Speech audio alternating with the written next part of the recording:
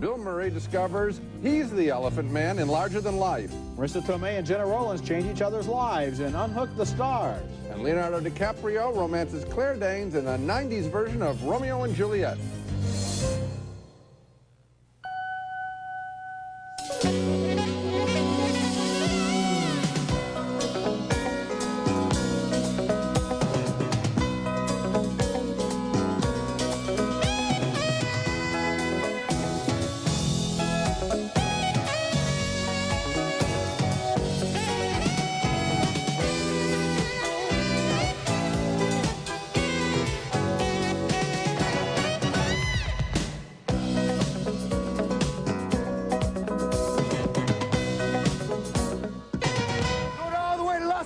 How about that? Santa Monica. Santa Monica, outstanding. Oh, man. No! What have you done? No!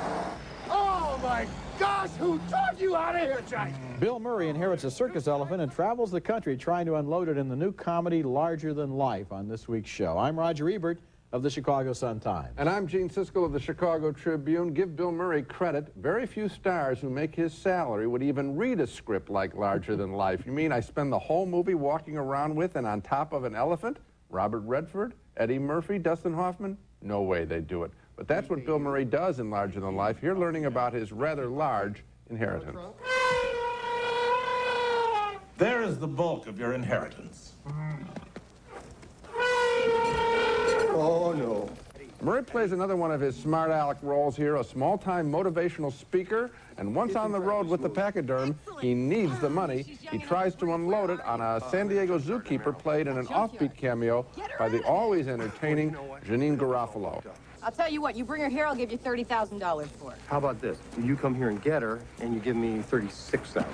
I can't go that high. Well, I can't get her that far. Bring her by rail. How am I going to get an elephant to take a train? You don't make an elephant do anything, sir. You treat her with respect, you show her that you care, and she'll want to take the train. Excuse me, I just got to brush away a tear here.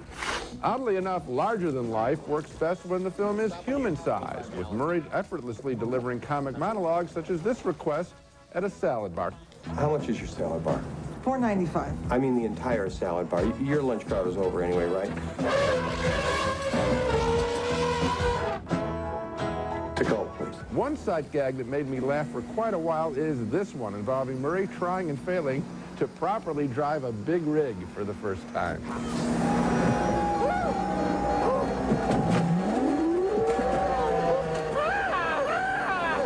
I appreciate him for doing his own stunts, and I enjoyed his constant befuddlement at his predicament and the wiseacre way he tries to overcome it. Larger Than Life isn't the best Bill Murray comedy of the year. Kingpin was 10 times as funny, but I still smiled enough at it to recommend it. Well, Gene, to quote you from a couple of shows ago, come on, big guy, be a better critic, get tough, don't give this one a pass. You don't really think it's that good. Oh, no, I do think it's funny. I think he's funny when he's alone just talking. I mean, ordering the whole salad bar, those are big laughs, and I had a lot of them with him himself. Well, I'll tell you, I think you put your finger right on the flaw in the movie right at the beginning, and the flaw is the elephant. I thought the original opening scenes involving motivational speaking were very funny, and if he had played a motivational speaker, and if they had taken motivational slogans and books and banquet speakers as their target, it would have been a totally different movie and maybe a funny one. As for the elephant... Well, now to quote you, of course, review the movie that they made. I am reviewing the movie they made. It has too many pachyderms That's in what it. I always want to say to you, Rogers. Of course we're reviewing the movie when we offer an alternative. Okay, fine. And the point is that the elephant isn't funny, but Murray is. And he's in the film constantly, so therefore, I'm not being soft. He made me laugh. Okay, well, he didn't make me laugh enough to give a thumbs up. Okay. Next movie, and we turn now to a much better film, a new Cassavetes film. No, not by the great John Cassavetes, who died in 1989, but from the same family firm. Unhook the Stars features Jenna Rollins, who is Cassavetes' widow, and it was co-written and directed by their son, Nick. And it shares some of the trademarks of Cassavetes' films. Not only a touching performance by Jenna Rollins, but also a portrait of a dysfunctional woman trying to raise a child while her personal life falls to pieces. The young woman, played by Marissa Tomei, lives across the street from Rollins, and they meet because she desperately needs a babysitter. JJ's father's been unexpectedly called out of town. I'm sorry, whatever. He's just out of town. He's gone, and I'm stuck. Rollins plays a woman living on her husband's pension who is happy to take care of the little boy because she likes him and she needs the company. Tomei's private life is a shambles, and the older woman tries to offer some advice. I don't want to butt in, but just be straight with your husband. Because I know you don't believe it, but he will stop loving you. Amazingly, Rollins discovers her own romantic life is not over. She encounters a truck driver from Quebec, played by Gerard Depardieu, who finds himself very attracted to her. I had a good time tonight, Mildred. You're a real piece of work. 100% woman.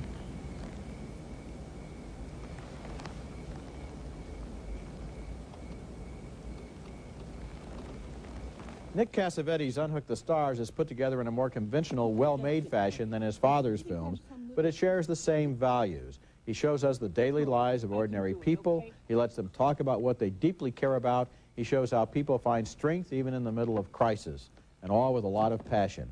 I liked all of the performances, especially Rollins and Tomei, and the subtle way both women always have the welfare of the little boy in mind. I didn't care for the film that much, Roger. I liked Jenna Rollins very much, but I'm watching this picture, of course, realizing that this is sort of like a fourth or fifth level carbon copy of some of the great independent American films of all time, the entire work of John Cassavetes. And I saw the themes. I just saw, when I would see echoes of, even though this is women, the movie Husbands, scenes that, just pictures that.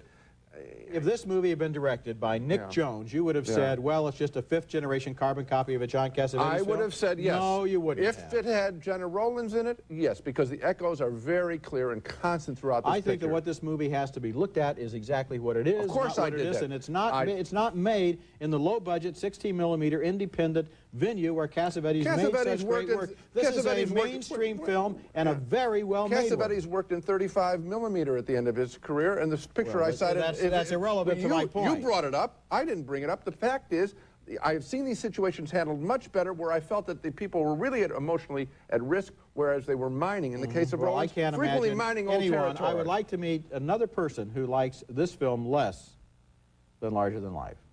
Coming up next, Romeo and Juliet, set in the present day with two hot young actors, Claire Danes and Leonardo DiCaprio. Who is it that you love? Gentle Romeo, if thou dost love, pronounce faith.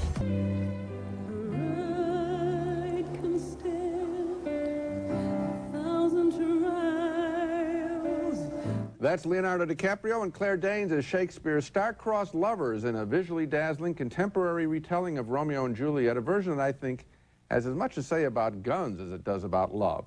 The 400-year-old play tells of young lovers doomed by their quarreling families, and in this update, set in the present and filmed mostly in and around Mexico City, Romeo, Leonardo DiCaprio, has crashed a costume ball hosted by the wealthy Capulet family, sworn enemies of his own Montague clan.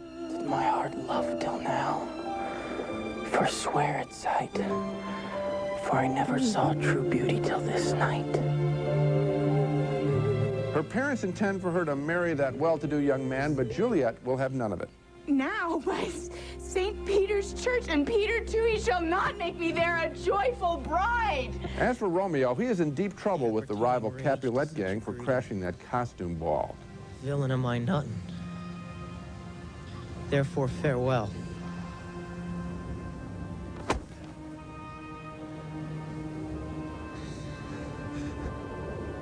Boy, this shall not excuse the injuries that thou hast done me.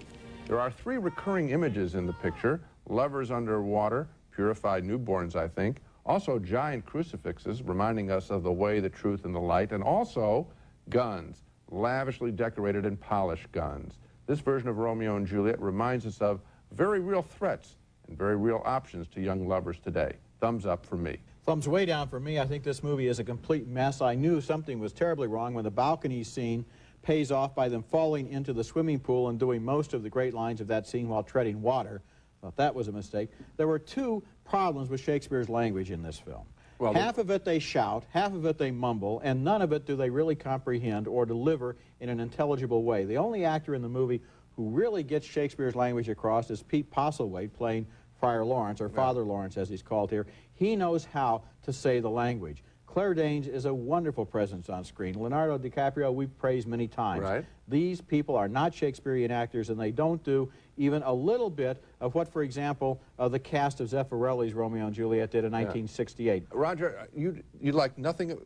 I think this movie is pretty much of a missed opportunity. Obviously, we differ. Coming up next, Greg Kinnear goes to work in the dead letter office in Dear God.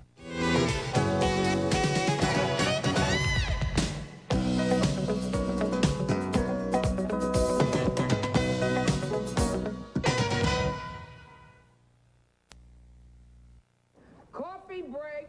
New guy gotta watch The Office. It's tradition. No, I don't really know how any... I'm on my break, sugar. Greg Kinnear plays a Los Angeles con man who was sentenced by a judge to find a real job and ends up working in the dead letter office of the Los Angeles Post Office. That's the setup for Dear God, a sappy comedy that drags itself from one smarmy situation to another. He's put to work sorting letters, and when he finds one addressed to God, his co-workers John Seda and Anna Maria Horsford explain office procedures. We put all the Dear God mail over here. In the loony bin, bin C. Subdivided into loony bin boxes. You got one for Superman, Elvis, the Tooth Fairy, the Easter Bunny, and God. One woman wants God to give her hot running water. Kinnear, who wants to help her, accidentally mails her his paycheck. His fellow workers are tickled by the idea of making people happy, and they start opening more letters to God. Postal workers could use a better image. Yeah, everybody thinks I'm going to lose it and take people out with an AK-47. Crazy, huh? And, of course, the whole story ends up in a courtroom, the lazy screenwriter's friend, where there was a trial that I think they prepared for by watching Miracle on 34th Street over and over and over again. Dear God isn't bright enough or original enough, and it's rarely surprising. It seems to have been generated by some kind of cloning machine. Oh, it's just awful. Did you have this experience? They spend so much time in the caverns of the post office. I felt the film was actually claustrophobic. I mean, in other words, I wanted him to break out and get out. Much more quickly. No, that didn't bother me. I just thought of it as a set, like any other set. Yeah, but like a set of a play rather than a movie.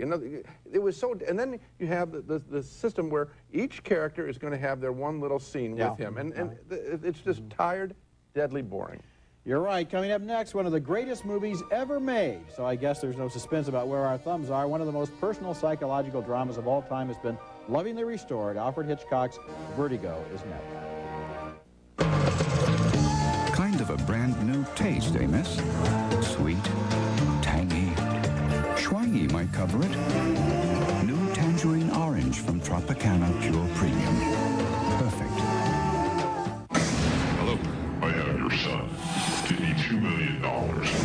They thought they had him. I can't help him. Right where they wanted. Dad, help the dog! Until he did what they never expected. I'm offering this money as a reward on your head. Mel Gibson. You still have a chance to do the right thing. In a Ron Howard film. If you don't, then God be with you, because nobody else on this earth will be. I will never, ever quit. Give me back my son! Ransom. Rated R. Starts Friday, November 8th. Now, with 50% more tender filet than before, McDonald's new Fish Filet Deluxe is sure to satisfy your grown-up needs and desires. For lunch. It's McDonald's with a grown-up taste.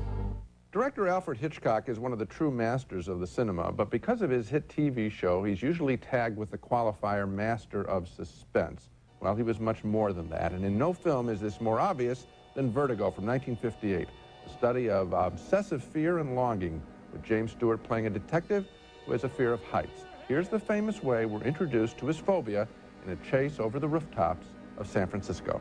Give me your hand.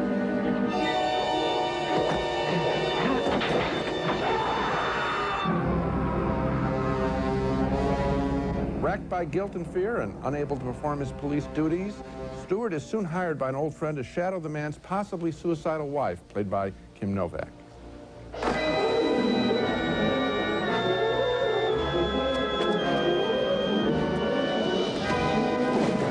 Stewart ends up falling in love with this woman, but he is actually being set up in an elaborate con that Hitchcock lets us in on well before the movie is over, a bold, dramatic move.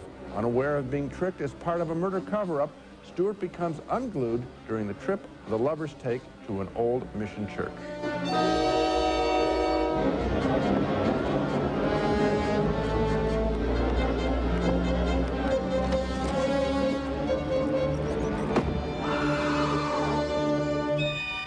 Later, with his new love apparently dead, Stewart spots a woman who reminds him of her, and he begins to make her over in the image of his seemingly dead fantasy.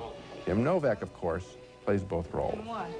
We could just see a lot of each other. Why? Does it remind you of her? And here in the film's most powerful scene is the moment of the makeover, and pay attention to the imagery as well as the heartbreaking musical score by the great Bernard Herrmann.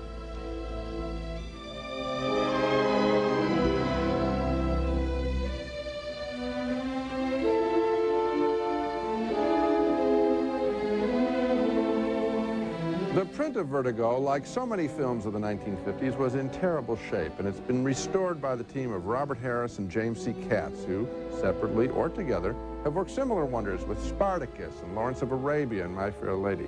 The soundtrack is being heard in stereo for the first time since its initial release.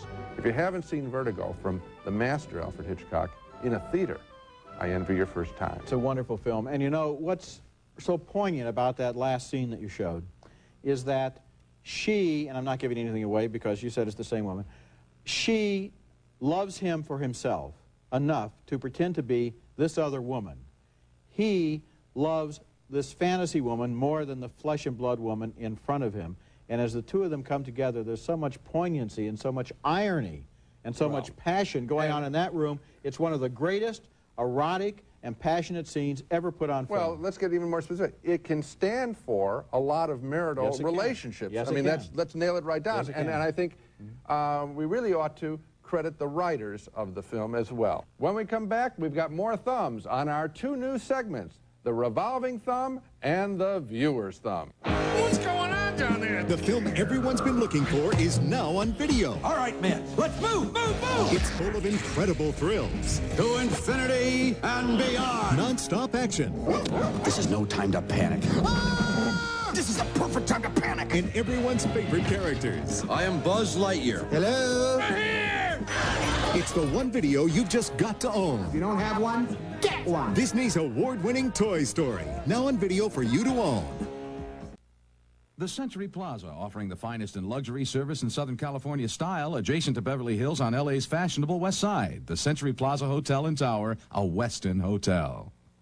And now, once again, the revolving thumb goes around and around, and my thumb this week points down, way down, to the silly, misinformed, harmful people who are spreading untrue rumors about Spike Lee's wonderful new film, Get on the Bus. This is the kind of film we need more of, a drama following 20 black men on a cross-country trip to the Million Man March and taking a thoughtful look at their lives and opinions. Keep your voice down. I forgot. You can't let your macho self out of the closet. He said, you're not man enough to admit that you love me to him. Get on the Bus deserves to be applauded, as Gene and I did on our show. But a column by Laura S. Washington in the Chicago Tribune reports that some African Americans are calling, amazingly, for a boycott of this movie. One protester doesn't like it because two of the characters are homosexual. I guess he doesn't see anything wrong with discrimination as long as it's against gays instead of blacks. It makes me really sad to think that when a thoughtful, powerful film about an important black subject gets made, there are people in the African American community eager to shoot it down or to shoot themselves in the foot. And of course, it goes without saying that none of the critics cited in the column had actually seen the film themselves. You don't need much information to be ignorant. The revolving thumb points down on the misguided, uninformed boycott of Get on the Bus. It is absolutely ridiculous, and again, the key, of course, is that the people have not seen the picture. Yes. So often, when you have these boycotts of pictures, you can just count on the fact that no one has cared enough to take a look at the film. It's very sad. Now it's time for the Viewer's Thumb, our new segment where you're invited to send a 20-second commentary in care of the Viewer's Thumb, Post Office Box 4400, Chicago, Illinois, 60680, and frame yourself head and shoulders only. And our guest critical opinion this week comes from William Cooper of Los Angeles, who attacks Roger for dumping on Gina Davis's stunt spectacular, The Long Kiss Goodnight. I mean, these are some of the most wonderfully improbable and exciting stunts I've seen in movies in a long time.